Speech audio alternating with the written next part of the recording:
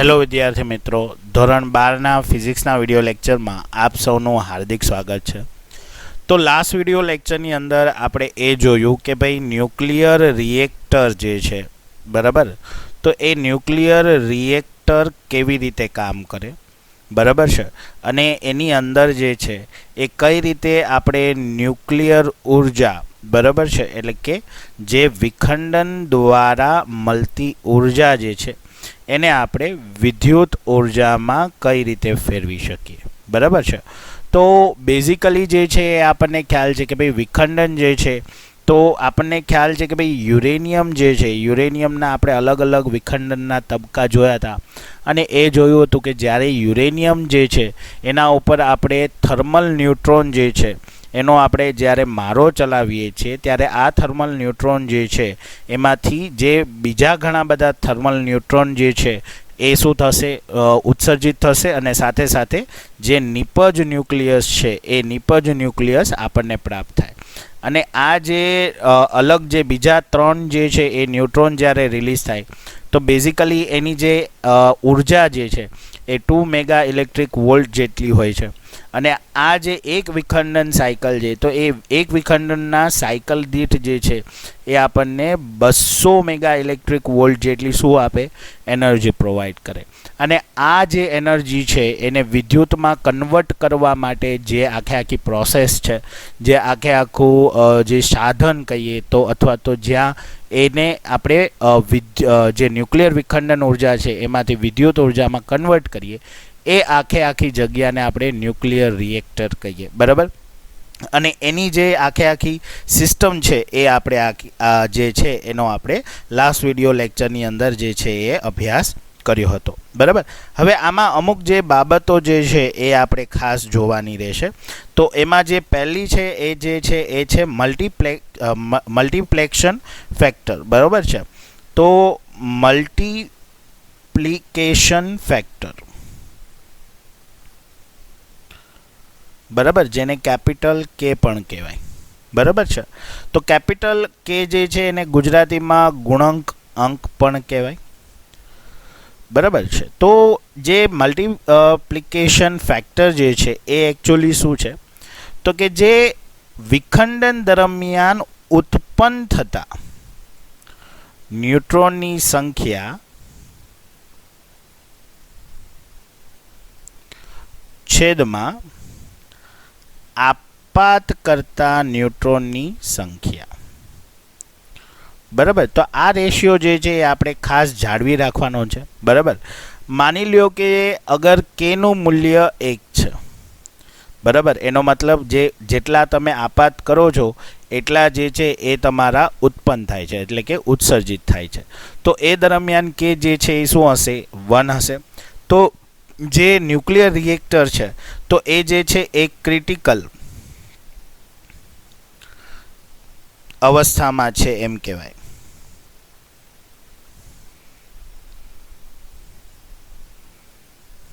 બરાબર. અને બેઝિકલી જે ન્યુક્લિયર રિએક્ટર છે એ કે બરાબર 1 ઉપર ચલાવવામાં આવે, એટલે કે ક્રિટિકલ સિચ્યુએશન હોય ત્યારે, બરાબર. હવે માની લ્યો કે કેનું મૂલ્ય 1 કરતાં વધ્યું. હવે 1 કરતાં વધે ક્યારે, જ્યારે આપાત ઇલેક્ટ્રોનની સંખ્યા જે છે એ શું થશે, ઘટશે, અને જે ઉત્પન્ન થવાના ઇલેક્ટ્રોનની જે સંખ્યા છે એ વધશે, ત્યારે કે છે એ 1 થઈ જાય. એટલે જે ન્યુક્લિયર રિએક્ટર છે એ સુપર ક્રિટિકલ ટેમ્પરેચર ઉપર જતું રહે, અથવા તો સુપર ક્રિટિકલ અવસ્થા ઉપર જતું રહે, બરાબર છે. અને જો આવું થાય તો ત્યારે એ જે ન્યુક્લિયર રિએક્ટર છે એ શું થશે, અણુ બોમ્બ જેવું કામ કરવા માંડે, બરાબર. એટલે જેને આપણે શું કીધું હતું કે અનિયંત્રિત, બરાબર છે, શૃંખલા પ્રક્રિયા થઈ જશે. એટલે શું થશે કે જો એને અગર આપણે યોગ્ય રીતે કંટ્રોલ ન કર્યો તો સીધો શું થશે, ન્યુક્લિયર બ્લાસ્ટ થશે, બરાબર છે. અને જો કેનું મૂલ્ય 1 કરતાં ઘટી ગયું, હવે 1 કરતાં ઘટે ક્યારે, કે જ્યારે તમારા આપાત જે ન્યુટ્રોનની સંખ્યા જે છે એ વધુ થઈ જાય અને જે ઉત્પન્ન થતા ન્યુટ્રોનની સંખ્યા છે એ ઘટી જાય ત્યારે. તો આ જે સિચ્યુએશન થશે એ ત્યારે જે છે, બરાબર છે, એ અવસ્થાને સબ ક્રિટિકલ અવસ્થા કહેવાય. તો તો સબ ક્રિટિકલ અવસ્થામાં શું થશે કે જે પ્રક્રિયા છે એ મંદ થઈ જશે, અને જેવી પ્રક્રિયા મંદ થશે એટલે જે ન્યુક્લિયર રિએક્ટર છે એ શું થઈ જશે, સ્ટોપ થઈ જશે. બરાબર, એટલે કે પ્રક્રિયા જે છે એ આગળ વધશે નહીં અને જે ન્યુક્લિયર રિએક્ટર છે એ બંધ થઈ જશે. તો આ પણ અવસ્થા જે છે એ આપણા માટે જે છે હિતાવહ નથી. હા, જ્યારે તમારે ન્યુક્લિયર રિએક્ટરની સફાઈ કરવાનું હોય, બરાબર છે, તો ત્યારે જે આ પ્રોસેસ કરવામાં આવે, પણ એ સિવાય જે છે એ આપણે આ જે અવસ્થા છે એ લઈ આવતા નથી. તો બેઝિકલી જે ન્યુક્લિયર રિએક્ટર હોય એ K=1 હોય, બરાબર છે, તો ત્યારે જે છે એ અવસ્થા ઉપર જે છે એ ઓપરેટિંગ કરવામાં આવે. તો એ જે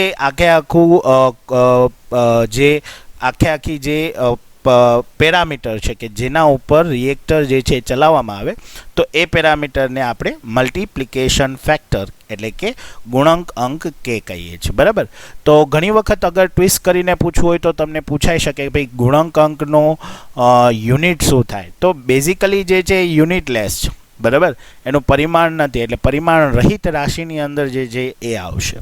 બરાબર છે.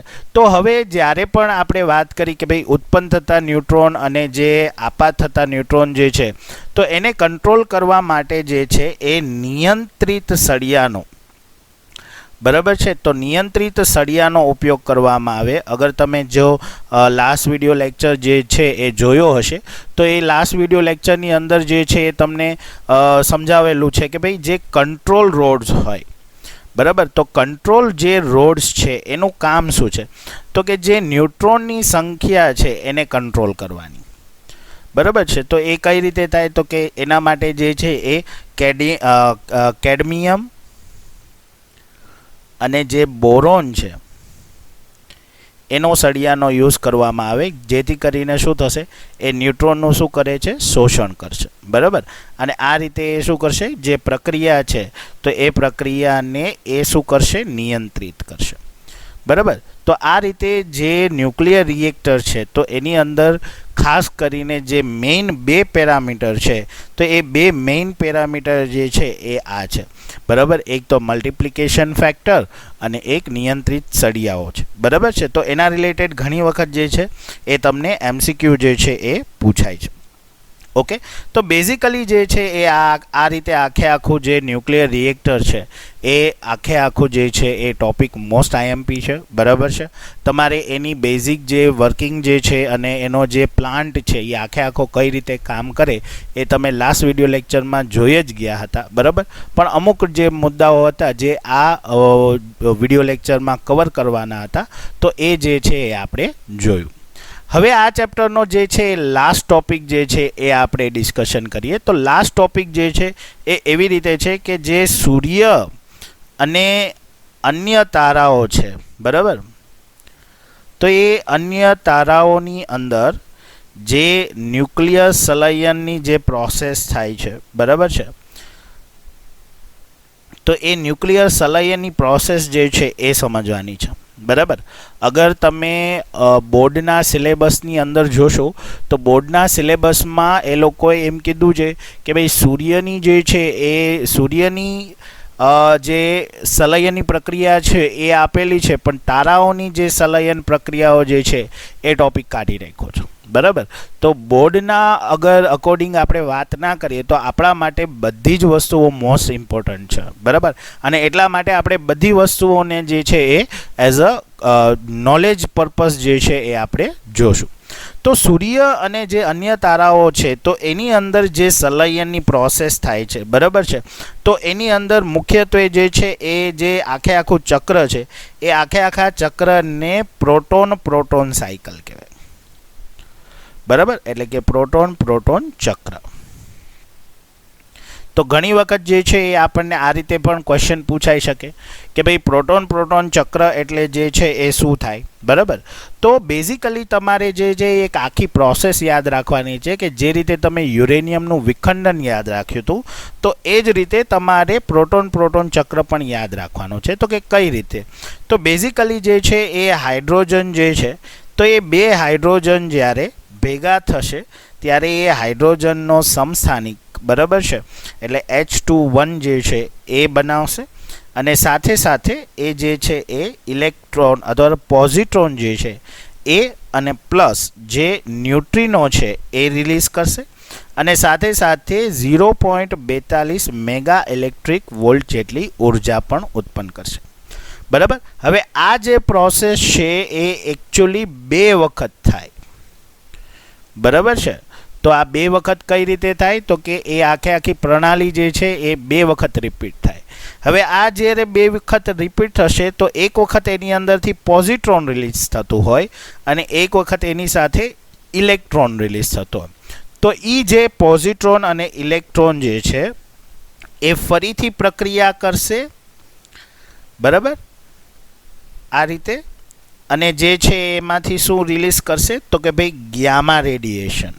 બરાબર. તો આ ગામા રેડિયેશન રિલીઝ કરશે અને સાથે સાથે 1.02 મેગા ઇલેક્ટ્રિક વોલ્ટ જેટલી જે છે એ એનર્જી રિલીઝ કરે.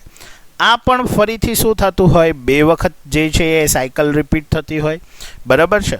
અને અંતે જે છે એ જે આમાંથી જે 2 વખત આપણે જે વાત કરી કે ભાઈ 2 વખત જે છે બરાબર તો એની અંદરથી જે હાઇડ્રોજન જે એ એનો સમસ્થાનિક જે છે ડ્યુટેરોન. બરાબર છે. તો એ ડ્યુટેરોન જે છે એ મળે. તો એ ડ્યુટેરોનની સાથે એટલે કે જે હાઇડ્રોજનનો સમસ્થાનિક છે એની સાથે જે એક હાઇડ્રોજન છે એ અગેન જે છે એ શું કરશે પ્રક્રિયા કરશે અને જે હિલિયમ છે એનો શું બનાવશે સમસ્થાનિક બનાવશે. બરાબર. આ હિલિયમ જે છે એ એકચ્યુઅલી ઓરિજિનલ હિલિયમ નથી, આ અસ્થાયી હિલિયમ છે. તો અને એની સાથે જે છે એ ગામા રિલીઝ થશે અને સાથે સાથે 5.49 મેગા ઇલેક્ટ્રિક વોલ્ટ જેટલી શું કરશે એનર્જી રિલીઝ કરશે. અને આ પ્રોસેસ પણ કેટલી વખત રિપીટ થશે 2 વખત. બરાબર. તો આ રીતે તમારે ખાસ યાદ રાખવાનું છે કે 2 હાઇડ્રોજન ભેગા થાય એટલા માટે એને સંલયન પ્રોસેસ કહેવાય. તો એ 2 હાઇડ્રોજન ભેગા થઈને જે હાઇડ્રોજનનો સમસ્થાનિક છે એ બનાવશે પ્લસ જે પોઝિટ્રોન છે અથવા તો પ્રોટોન જે છે એ રિલીઝ કરશે અને સાથે સાથે ન્યુટ્રિનો અને જે આટલી અમાઉન્ટ ઓફ એનર્જી છે એ રિલીઝ કરશે. આ સાયકલ 2 વખત રિપીટ થાય એટલે એક વખત પોઝિટ્રોન રિલીઝ થયો હોય તો બીજી વખત ઇલેક્ટ્રોન રિલીઝ થાય. એ બંને જે છે એ ફરીથી પ્રક્રિયા કરશે અને ગામા રેડિયેશન કરશે ને સાથે સાથે જે 1.02 મેગા ઇલેક્ટ્રિક વોલ્ટ જેટલી ઉર્જા ઉત્પન્ન કરશે. આ સાયકલ ફરીથી 2 વખત રિપીટ થતી હોય. બરાબર છે. તો જે અહીંયાથી આપણને જે હાઇડ્રોજનનો સમસ્થાનિક મળ્યો એની સાથે જે હાઇડ્રોજન છે બરાબર H11 એ અગેન રિએક્શન કરશે અને જે હિલિયમ છે એનો સમસ્થાનિક બનાવશે અને સાથે સાથે ગામા રેડિયેશન કરશે અને પ્લસમાં જે એનર્જી છે એ રિલીઝ કરશે. બરાબર. અને ફરીથી જે છે તો હવે આવી રીતે જે સાયકલ દરમિયાન તમને 2 વખત જે રિપીટ થશે ને 2 વખત જે તમને હિલિયમ જે છે એનો સમસ્થાનિક જે તમને મળ્યો. બરાબર. એટલે કે H32 પ્લસ H32. બરાબર. તો એ ફરીથી જે છે એ શું બનાવશે તો કે ભાઈ જે હિલિયમ છે એ બનાવશે અને પ્લસ એમાંથી અગેન જે શું થશે હાઇડ્રોજન છે એ રિલીઝ થશે અને પ્લસ જે એનર્જી છે એ આપણને મળશે. તો જો અહીંયા આ જે પ્રોસેસ છે એ એક જ વખત થાય. બરાબર. ઓકે. એટલે આમાંથી જે આ 2 હાઇડ્રોજન તમને મળ્યા તો એ જે આપણે શરૂઆતમાં જે પ્રક્રિયા લીધી એ જ ફરીથી અહીંયાથી પાછી શું થશે સ્ટાર્ટ થશે. બરાબર. તો આ રીતે જે છે એ આખું પ્રોટોન ચક્ર જે છે એ સૂર્યની અંદર અથવા તો અન્ય જે તારાઓ છે એની અંદર થતી હોય છે. બરાબર. તો અગર જો આપણે આ એક ચક્ર દરમિયાન મળતી ઉર્જાની અગર ગણતરી કરવી હોય બરાબર છે તો આપણને ખ્યાલ છે કે જો 0.42 મેગા ઇલેક્ટ્રિક વોલ્ટ 2 વખત થશે એટલે કે 0.42 ગુણ્યા 2 પ્લસ 1.02 ગુણ્યા 2 કારણ કે આ 2 વખત થાય છે પ્લસ 5.49 ગુણ્યા 2 બરાબર એ પણ 2 વખત રિપીટ થાય છે અને પ્લસ આ 1 વખત થાય છે એટલે કે પ્લસ 12.86 બરાબર મેગા ઇલેક્ટ્રિક વોલ્ટ. તો અગર આ બધાનું આપણે સાદુરૂપ આપીએ તો total approximation 26.7 mega electric volt જે છે એ આપણને ઉર્જા પ્રાપ્ત થાય. બરાબર. એક સંપૂર્ણ સાયકલ દરમિયાન. બરાબર છે. તો આ રીતે અગર જોવા જઈએ તો આખા પ્રોસેસ દરમિયાન આપણને જે છે એ 4 હાઇડ્રોજન 2 ઇલેક્ટ્રોન માંથી બરાબર આપણને આલ્ફા કણ મળશે, +2 ન્યુટ્રિનો મળશે અને +6 ગ્યામા જે છે એ ફોટોન મળશે. બરાબર, ગ્યામા જે છે એ વિકિરણ સ્વરૂપે હોય. બરાબર, તો એ વિકિરણને આપણે દ્રવ્યના ફોર્મમાં જે છે એ કહીએ છીએ. બરાબર, પણ મેઇન પર્પઝ જે છે બરાબર કે તારાઓ અને જે સૂર્ય છે તો એની અંદર જે પ્રોસેસ થાય છે તો એ આ રીતે જે છે એ આખું નિર્માણ પામે છે. બરાબર, અને આ રીતે જે છે એ આખો જે છે એ હાઇડ્રોજન જે છે એ કમ્બાઈન થઈને શું બનાવે છે? હિલિયમ બનાવે. અને ફરીથી હિલિયમનું ફરીથી આપણને હાઇડ્રોજનમાં મળે છે, પ્રાપ્ત થાય છે આર્યુજો, અને એમાંથી ફરીથી આપણે હિલિયમ જે છે એ બનાવીએ, અને આ રીતે આખી જે સાયકલ છે એ રિપીટ થાય. તો આ રીતે આખો જે કન્સેપ્ટ છે બરાબર છે કે ન્યુક્લિયર અથવા તો જે ન્યુક્લિયસ છે, તો આ ન્યુક્લિયસની અગર આપણે જોઈએ કે ભાઈ ન્યુક્લિયસમાંથી આપણે જે બેઝિક માહિતી લીધી, તો ન્યુક્લિયસમાંથી આપણે જોયું કે ભાઈ કોઈ પણ જે કન્સેપ્ટ છે કે ભાઈ કોઈ પણ તત્વ છે તો એની અંદર કઈ રીતે ન્યુક્લિયર બળ છે એ કામ કરે. બરાબર, તો એ ન્યુક્લિયર બળની બેઝ ઉપરથી આપણે એની ઘનતા જોઈ, બરાબર, એનું કદ કેલ્ક્યુલેશન કર્યું. બરાબર, અને સાથે જે છે એ આપણે માસ એનર્જી બરાબર છે કે ભાઈ માસ ઉર્જા જે છે એની કેલ્ક્યુલેશન કરી, બંધન ઉર્જા એટલે શું થાય એ જોયું. બરાબર છે, અને કોઈ પણ તત્વ અથવા તો જે ન્યુક્લિયોન છે એને આપણે દૂર કરવો હોય તો જે ન્યુક્લિયોન દીઠ બંધન ઉર્જા જે છે બરાબર, તો એ ન્યુક્લિયોન દીઠ બંધન ઉર્જા વિશેની માહિતી લીધી. બરાબર, અને સાથે જોયું કે વિખંડન જે છે અને સંલયનની પ્રોસેસ છે એ શું થાય. બરાબર, ત્યારબાદ રેડિયો એક્ટિવિટી જોઈએ આપણે, તો રેડિયો એક્ટિવિટીના બેઝ ઉપરથી આપણે સરેરાશ આયુષ્ય, બરાબર, અર્ધ આયુષ્ય, તો આ બધા બેઝિક કન્સેપ્ટ જોયા. તો આ બધા જેટલા બી ટોપિક છે મોસ્ટ આઈએમપી છે. બરાબર, અને એની સાથે જે વિખંડન પરથી જે તમે આખું ન્યુક્લિયર રિએક્ટર જોયું. બરાબર, તો એ ન્યુક્લિયર રિએક્ટરના બેઝ ઉપરથી છે એ ઘણા ક્વેશ્ચન જે છે એ પૂછાય છે. બરાબર છે, તો આ જે ચેપ્ટર છે એ તમારા NEET or JEE point of view most IMP છે. બરાબર, એની અંદર જે ખાસ કરીને અર્ધ આયુષ્ય, સરેરાશ આયુષ્ય, રેડિયો એક્ટિવિટી, બરાબર છે, જે એનર્જી છે, બંધન ઉર્જા, ન્યુક્લિયોન દીઠ બંધન ઉર્જા, આવા અમુક જે ટોપિકો છે કે જે JEE અને નીટની અંદર મોસ્ટ ઇમ્પોર્ટન્ટ છે અને ઘણી વખત જે છે એ પૂછાય છે. ઓકે, તો આ જે ચેપ્ટર છે તો એની અંદર જે આવા જ કન્સેપ્ટ છે. લાસ્ટ એક કન્સેપ્ટ છે તો બેઝિકલી જે એને એવું કીધું છે કે ભાઈ ન્યુક્લિયર ખતરો. હવે આ ન્યુક્લિયર ખતરો એકચ્યુઅલી શું હોય, તો આપણને બધાને ખબર છે કે જે રીતે આપણે અગર જો નિયંત્રિત રીતે ન્યુક્લિયર એનર્જીનો યુઝ કરીએ તો એ આપણને વિદ્યુત ઉર્જા આપે. બરાબર, પણ જ્યારે એ અનિયંત્રિત થઈ જાય બરાબર છે ત્યારે એ એક અણુ બોમ્બ તરીકે કામ કરે. બરાબર, અને આ અણુ બોમ્બથી શું તબાહી થાય એ આપણને ખબર જ છે. બરાબર, સૌથી પહેલાં જે છે ભારતે જે છે પરમાણુ સંધિ નહોતી કરી, અને એટલા માટે જે છે એ ભારત પાસે જે ન્યુક્લિયર વેપન અથવા તો જે ન્યુક્લિયર પ્રક્રિયાઓ કરવા માટે જે પરમિશન છે એ યુએનઓએ જે છે એ આપેલી નહોતી. પણ હાલમાં જે છે આપણને તમને ખ્યાલ હોય તો કે જે તારાપુર છે બરાબર, તો એ તારાપુરની અંદર જે છે એ આપણે ન્યુક્લિયર રિએક્ટર જે છે એનું બાંધકામ પૂરું થઈ ગયું છે અને એ જે છે એ અત્યારે રનિંગ કન્ડિશનમાં છે. બેઝિકલી ભારત જે છે એની પાસે યુરેનિયમ નથી પણ એની પાસે થોરિયમ છે, અને થોરિયમમાંથી જે યુરેનિયમ બનાવવાની જે આખી પદ્ધતિ છે એ અમેરિકા પાસે છે. બરાબર છે, તો આપણને બધાને ખબર છે કે અત્યારે અમેરિકા જે છે એ મહાસત્તા ઉપર છે. બરાબર, તો એ આખું જે છે એ તંત્ર એ રીતે કામ કરે. બરાબર છે, કે જે અગર કોઈ પણ દેશ છે તો એને ન્યુક્લિયર વેપન કે ન્યુક્લિયર રિલેટેડ કોઈ બી વસ્તુ એક્ટિવિટી કરવી હોય તો એને પહેલાં પરમિશન લેવી પડે. બરાબર છે, તો જ્યારે પણ આપણે નિયંત્રિત વસ્તુની અથવા તો જે વિદ્યુત ઉર્જાના કન્સેપ્ટ અગર વાત કરીએ તો આપણે જોયું હતું કે જ્યારે યુરેનિયમને એઝ અ સોર્સ જે છે એ યુઝ કરવામાં આવે બરાબર, તો એને પ્રાઇમરી સાયકલની અંદર જે છે એ યુટિલાઇઝ કરવાનો. હવે જ્યારે માની લ્યો કે 20 વર્ષ કે 25 વર્ષ બરાબર છે, અમુક સમયગાળા પછી જે છે તો એ જે સ્ત્રોત છે બરાબર છે, તો એ સ્ત્રોતમાં આપણને ખ્યાલ છે કે અગર તમે આને ન્યુક્લિયર જે છે બરાબર એનો અગર તમે એક્ટિવિટીનો ગ્રાફ જોશો તો આ રીતે મળશે ચરઘાતીય.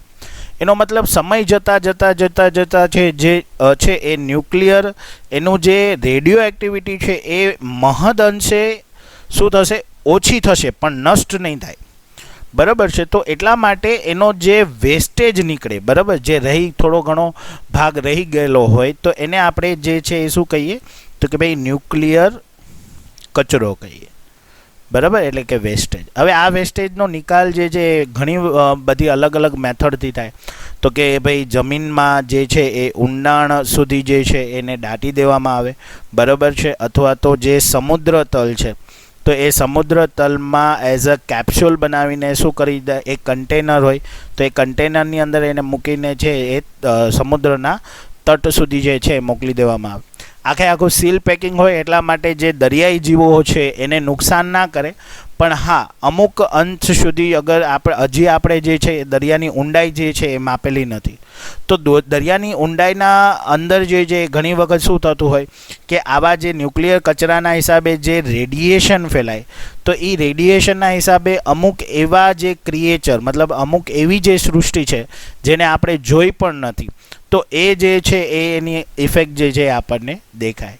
જેમ અત્યારે હિરોશિમા અને નાગાસાકીની અંદર જે હ્યુમન બોડી છે તો એની અંદર ખોડ કાપણ હોય છે બરાબર, જેને બાયોલોજિકલની અંદર DNA રિવોલ્યુશન એવો ટર્મ યુઝ કરવામાં આવે છે બરાબર, અથવા તો જે આપણે એમ કહીએ કે મ્યુટેશન બરાબર.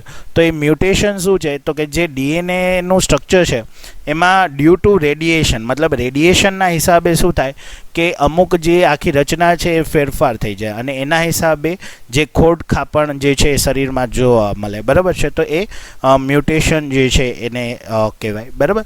તો આ બધી વસ્તુઓ જે છે એ ન્યુક્લિયર ખતરો જે છે એ ટોપિકની અંદર એને સમજાવેલો છે બરાબર. તો એઝ અ નોલેજ ખાલી એ જે ટોપિક છે એને આપણે પ્રિફર કરી શકીએ બરાબર છે. એ સિવાય ઘણી બધી રીતે જે છે ન્યુક્લિયર વેપન્સની અંદર ન્યુક્લિયરનો યુઝ થાય બરાબર છે. એનર્જી એ બનાવવા માટે અથવા તો એનર્જી મેળવવા માટે જે છે ન્યુક્લિયરનો યુટિલાઇઝેશન થાય બરાબર. ભવિષ્યમાં જે છે જ્યારે આપણી પાસે એનર્જી સોર્સ જ્યારે આવશે ત્યારે ઓલમોસ્ટ જે છે એ ન્યુક્લિયર ઉપર જ આવશે બરાબર, બિકોઝ એની અંદર જે છે એ કોઈ બીજું પ્રદૂષણ થતું નથી બરાબર, વાયુ પ્રદૂષણ નથી થતું કે એ રીતે જે કોઈ બી પ્રદૂષણ છે એ થતું નથી. એટલા માટે એ જે છે એને આપણે ગ્રીન એનર્જી પણ કહી શકીએ બરાબર. મેઇન એક જે ડિસએડવાન્ટેજીસ છે એ એનું રેડિયેશન છે જે સૌથી વધારે ખતરનાક હોય છે. ઓકે, તો જે ચેપ્ટર છે એ ચેપ્ટર જે છે અહીંયા પૂરું થાય છે બરાબર. નેક્સ્ટ વિડીયો લેક્ચરની અંદર આપણે જે છે એ બાકી રહેલા ઉદાહરણના જે દાખલાઓ છે એના વિશે ચર્ચા કરશું અને સાથે સાથે સ્વાધ્યાયના દાખલાઓ છે એની આપણે શરૂઆત કરશું. તો આજે અહીંયા સુધી રાખીએ, નેક્સ્ટ વિડીયો લેક્ચરમાં જે છે એ મળીએ. થેન્ક યુ વિદ્યાર્થી મિત્રો.